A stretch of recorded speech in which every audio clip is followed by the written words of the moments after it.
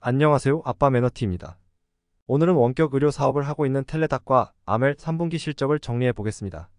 먼저 텔레닥은 미국 최초의 원격 의료 회사로 원격 의료 플랫폼 1위 업체입니다.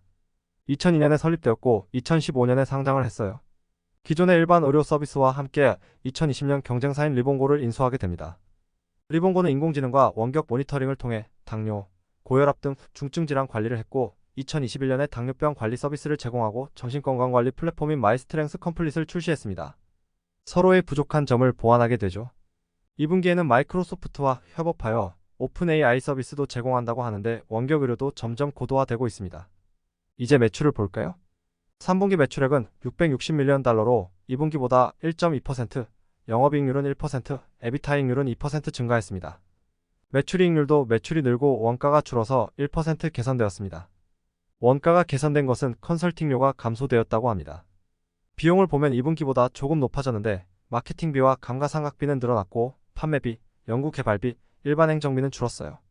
그 외에 인수통합비용과 구조조정비도 있습니다. 마케팅비가 꾸준히 늘고 있는 것은 베러헬프, 정신건강 부문에 대한 디지털, 미디어 광고 비용이 증가했습니다. 나머지 항목들이 비용이 줄어드는 것은 인건비와 주식 보상 비용, 컨설팅 비용이 감소하기 때문이라고 합니다. 인베스팅닷컴 기준으로 매출은 시장 예측을 못 넘고 EPS는 넘었네요. 매출이 계속 예측을 넘다가 처음으로 부족했는데요. 실적 발표 후 3일 동안 주가가 하락하여 17달러였던 것이 15달러 중반을 보였습니다. 분야별로는 통합의료는 계속 증가세입니다. 2분기보다 4% 증가한 반면 정신건강은 2% 감소했어요. 2년 동안 증가하는 추세였는데 처음 꺾였습니다. 이익률을 보면 통합의료는 17%로 크게 개선되었고 정신건강은 2분기보다 3% 감소했어요. 통합치료는 만성치료 프로그램에 등록이 늘어난 부분이 크고요. 비용도 많이 개선해서 수익성도 좋아졌다고 합니다. 정신건강 부분은 3분기에 잠시 주춤했지만 회사 예측 범위 내였고 계절성의 영향으로 4분기는 수익성이 많이 개선될 거라고 합니다. 텔레닥은 2023년 4월에 의료 제공자 기반 예방 진료 프로그램의 체중관리와 당뇨병에 대한 부분을 확장한다고 발표했는데요. 제가 해석한 것은 비만, 당뇨병, 고혈압은 평소에 관리가 필요한 만성질환이라 환자들이 이 프로그램에 가입하면 디지털 도구를 통해 환자에게 맞춤형 치료와 코칭이 가능하도록 하는 것 같습니다. 3분기에 출시한다고 했는데 컨퍼런스콜에서 만성질환에 대한 매출이 텔레닥 미국 전체 예약의 절반 이상을 차지한다고 하네요. 특히 고혈압 환자가 많은지 그 부분이 등록된 프로그램 전체의 30%를 차지한다고 합니다. 지역으로 보면 미국 매출은 계속 늘고 있고 그 외 지역에서는 2분기와 비슷합니다. 주요 지표들을 보겠습니다. 미국 통합의료 회원수는 꾸준히 늘고 있고 특히 이번 3분기에 많이 늘었으며 만성질환 케어 가입자 수도 꾸준히 증가세예요. 통합의료 회원수는 단위가 100만 명으로 3분기에 9천만 명이 가입되어 있습니다. 베러헬프 지불 인원은 다소 감소했지만 4분기는 증가할 것으로 보입니다. 인당 통합의료 수익은 1.41로 유지되고 있는데 신규 인원이 대규모로 늘어서 그렇다고 합니다. 참고로 현재 이스라엘 전쟁으로 베러헬프를 무상으로 지원한다고 하는데 이 부분이 3분기 실적에 반영된 걸 수도 있을 것 같네요. 그래도 좋은 일을 해서 이미지도 좋게 하면서 더 큰 가치를 창출할 수 있다고 봅니다. 재무 상태를 보면 자본과 부채가 4개 분기 동안 큰 변화가 없습니다. 현금 보유는 조금 늘었고요. 유동성을 봐도 큰 변화가 없네요. 유동자산과 유동부채가 조금 늘었고 재고를 뺀 유동자산 대비 유동 비율이 3배가 되기 때문에 재정상에는 큰 문제가 없어 보입니다. 현금 흐름은 FCF 잉여현금이 2분기와 비슷하게 쌓였고요. 재무현금이 약간 유입된 것은 스톡옵션 행사와 우리사주 매입으로 약 5밀리언 달러가 들어왔기 때문입니다. 4분기 예상 수익은 658에서 683밀리언 달러로 3분기 대비 최대 3% 증가할 것으로 보고 있습니다. 3분기 에비타이익이 89밀리언 달러였는데 4분기 에비타이익은 107에서 117밀리언 달러로 최대 31%, 최소 20% 증가할 것으로 보고 있어요. 매출은 크게 증가하지 않으나 수익성 개선은 꾸준히 되고 있습니다. 연간 예상 매출은 2600에서 2625밀리언 달러로 2022년과 비교하면 최대 9%, 최소 8% 증가. 에비타이익은 320에서 330밀리언 달러로 2022년 에비타 이익 247밀리언 달러보다 30에서 34% 개선될 것으로 보입니다. 2024년 전망은 2024년 1분기에 제공될 것 같습니다. 매출이 크게 증가하지 못하긴 한데 신규 가입자 수 증가와 수익성 개선은 나쁘지 않은 상황 같습니다. 신규 가입자들이 새로운 프로그램을 추가 가입하면 매출이 늘어날 수 있을 것 같고요. 컨퍼런스콜에서 경쟁사의 실패를 목격했고 텔레닥이 그 부분을 대체할 거라는 식으로 이야기하는데요. 이것이 아멜인지는 모르겠지만 텔레닥이 현재 경쟁 우위에 있다고 생각을 하는 것 같습니다. 그 다음은 아멜입니다. 텔레닥이 언급한 경쟁사가 아멜인지 한번 봐야겠네요.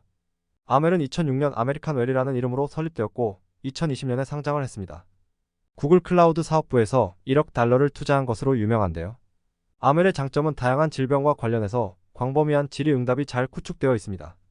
기본적으로 의사들이 원격 진료할 수 있는 소프트웨어가 있고 하드웨어 장치 케어 포인트라는 TV 키트가 있는데 영상을 통해 진료를 보고 주변 기기로 심장, 폐, 위, 귀 등의 의료 검사를 할 수 있습니다. 그리고 앱으로 되어 있어서 이동 중에도 진료가 가능하며 바이오비트라는 앱은 손목이나 흉부 모니터를 통해 혈압, 심박수 등을 모니터링하고 AI 기반의 자동화된 시스템으로 상태가 악화될 때 경고 신호를 줄 수 있다고 합니다. 이런 모든 제품, 프로그램 등을 하나의 애플리케이션으로 통합한 플랫폼 컨버지라고 합니다. 이 플랫폼을 통해서 편의성과 진료 속도를 향상시키고 단일 코드 기반이라 확장성도 뛰어나다고 합니다. 아멜은 자체적으로 의료진을 보유하고 있어서 주말, 야간처럼 급작스러운 진료가 필요할 때 서비스를 제공합니다. 이제 실적을 볼까요? 3분기 매출액은 62밀리언 달러로 2분기와 비슷합니다. 2023년 동안 매출에 큰 변화가 없네요. 영업이익률은 2분기에 마이너스 151%였는데 3분기에는 마이너스 231%로 악화되었고요. 그런데 에비타이익률은 오히려 10% 좋아졌습니다. 이것은 아마도 비연금성 항목에서 비용 발생했다고 한 것 같아요. 비용을 보겠습니다. 일반 항목 기준으로 총 비용은 계속 줄이고 있는 상황이에요. 연구개발비는 조금 늘었지만 마케팅비와 일반 행정비는 많이 줄였습니다. 연구개발비가 3분기에는 조금 늘긴 했지만 통합 플랫폼 개발에 대한 비용이 감소하면서 작년 대비 비용이 줄었고요. 일반 행정비는 주식 보상 비용을 줄이고 있습니다. 아무래도 매출에 큰 변화가 없어서 비용이라도 줄이고 있다고 보입니다. 그럼 비연금성 항목 어떤 것이 비용 발생했을까요? 손익계산서를 보면 영업권 손상으로 79밀리언 달러가 잡혀 있는데요. 제가 못 찾는 건지 모르겠지만 세부 내용이 없네요. 인베스팅닷컴 기준으로 매출액과 EPS 모두 시장 예측을 넘지 못했고 3개분기 연속 예상치를 하회했어요. 그럼에도 주가는 실적 발표 후 13%, 그 다음날 6% 올랐고 세 번째 날에는 14%가 떨어졌습니다. 지금은 그보다 더 떨어진 1.1달러 후반대네요. 분야별 매출은 2분기나 3분기나 큰 변화가 없어요. 2022년 3분기와 비교해서 매출이 떨어진 것은 플랫폼 변경으로 고객이 이탈했고 방문 수익은 방문 횟수 감소와 전문진료 이용률이 줄었으며 기타 수익은 마케팅 수익이 줄었다고 하네요. 분기간 지표는 2분기보다 더 안 좋아져서 점점 안 좋아지는 추세인데 우선 당장은 플랫폼 변경 과정 중이니 이제 그 효과를 지켜봐야 될 것 같아요. 재무 상태를 보면 자본과 부채가 모두 줄었는데 자본이 더 많이 줄어서 부채 비율이 증가했습니다. 그런데 현금은 2분기보다 2배 늘었네요. 유동성을 보면 유동부채와 유동자산 모두 줄었는데 유동부채가 더 줄어서 유동 비율이 2분기보다 좋게 나왔어요. 재무 상태와 자금 운영에는 큰 문제는 없어 보입니다. 현금 흐름에서는 FCF 잉여현금은 큰 변화 없이 38밀리언 달러 유출이 되었고요. 재무현금이 유입이 되었는데 투자증권의 만기판 매수익이 약 196밀리언 달러가 됩니다. 그래서 현금이 크게 증가했던 거네요. 아멜은 새로운 플랫폼 컨버지로 환자들로 전환을 했고 방문율을 계획한 것보다 한 분기 당겼다고 합니다. 컨버지의 방문율이 2분기에는 43%인데 3분기는 50%를 달성했다고 해요. 컨퍼런스콜에서 아멜의 프로그램을 통해 병원들의 수익성이 좋아졌다는 부분을 강조하고 있고요. 또 하나 좋은 소식은 미국 국방부 공국 DHA 미국 군사의료 시스템의 디지털화에 아멜과 레이도스가 선택되었다고 합니다. 컨버지 플랫폼을 도입할 예정이며 하이브리드 케어 기능을 제공한다고 하는데요. DHA는 47개 병원과 의료센터, 525개 진료소에 960만 명의 환자를 커버하고 있습니다. 엄청난 규모네요. 그리고 기존 플랫폼을 2024년 말에 종료하는 것을 목표로 하고 있다는데요. 기존 플랫폼은 그동안 효율화를 위한 투자를 안 했기 때문에 비용이 많이 들어간다고 합니다. 그리고 아직 많은 사람들이 과거 플랫폼을 쓰고 있는데요. 종료만 할 수 있다면 5에서 10밀리언 달러를 절약할 수 있다고 합니다. 2023년 연간 예상 매출은 없지만 에비타이익은 알려줬는데요.